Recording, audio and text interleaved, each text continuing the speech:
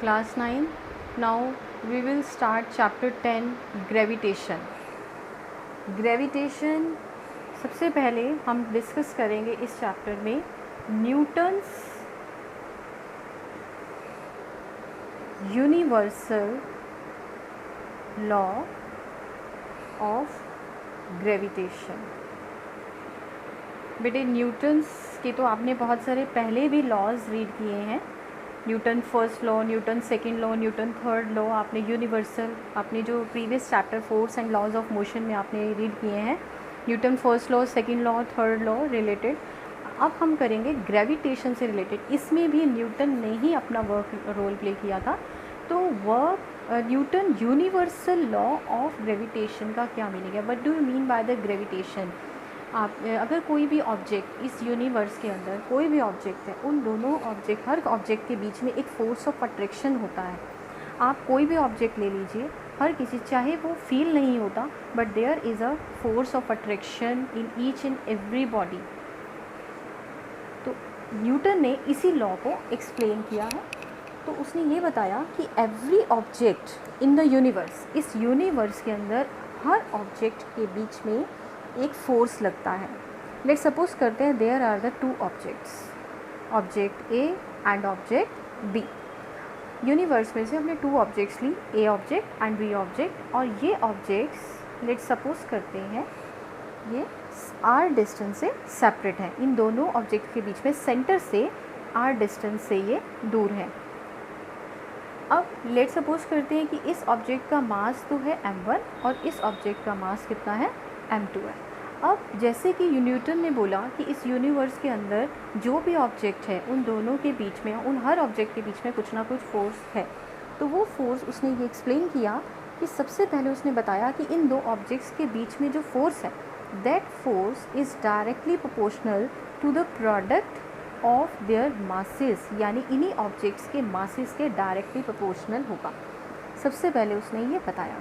Second उसने बताया कि f is inversely proportional to the square of the distance between them, यानी इनके बीच में जितने डिस्टेंस से ये ऑब्जेक्ट सेपरेट हैं, उनके स्क्वायर ऑफ द डिस्टेंस के बीच में inversely proportional to the square of the distance between them के प्रोपोर्शनल है। उसके बाद इन्हीं दोनों इक्वेशंस को उसने कंबाइन किया, combining two equations, combining 1 and 2।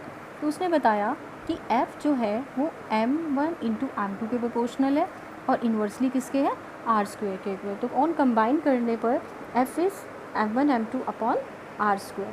और जब हम इस प्रोपोर्शनलिटी का साइन हटाते हैं तो हम एक कांस्टेंट g लगाते हैं, that is gravitational constant g m1 m2 upon r square, and this g is called the gravitational constant, and its value is gravitational constant, and its value is 6.67 into 10 raised to the power minus 11 newton metre square पर kilogram square. और बेटे कई बार exams में इसी gravitational constant की definition आ जाती है, तो वो डेफिनेशन हम कैसे एक्सप्लेन करेंगे।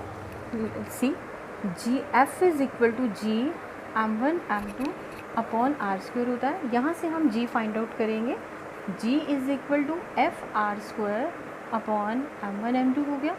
अब अगर यहाँ पर हम फोर्स 1 न्यूटन लेते हैं इन दोनों ऑब्जेक्ट्स के बीच में, लेट सपोज करते हैं 1 मीटर का डिस्टेंस था और उनके बीच में 1 न्यूटन का फोर्स था, और दोनों के ऑब्जेक्ट के मासेस कितने थे, 1 किलोग्राम एंड 1 किलोग्राम। तो आपने देखा तो उस टाइम यहाँ पर जो g है उसके यूनिट क्या हो गए, g इज़ इक्वल टू, और अगर हम यहाँ फोर्स हमें कैलकुलेट करना है, अगर हम फोर्स को f ही ले लेते हैं, f न्यूटन है, और ऑब्जेक्ट्स को हम फिक्स कर देते हैं, दोनों के मासेस 1 kg, डिस्टेंस 1 है, और उनके बीच में f फोर्स लग रहा है, तो वो ग्रेविटेशनल कांस्टेंट किसके इक्वल हो जाएगा, f के इक्वल हो जाएगा। यानी ग्रेविटेशनल कांस्टेंट को हम कैसे डिफाइन कर सकते हैं, gravitational constant numerically equal to the gravitational force of attraction between the two bodies। कौन सी two bodies, each of masses 1 kg and they are separated by 1 meter distance, then you can say that g is equal to f। तो इस तरीके से आपने आज ये first topic करना है। tomorrow we will discuss the next topic in the next video.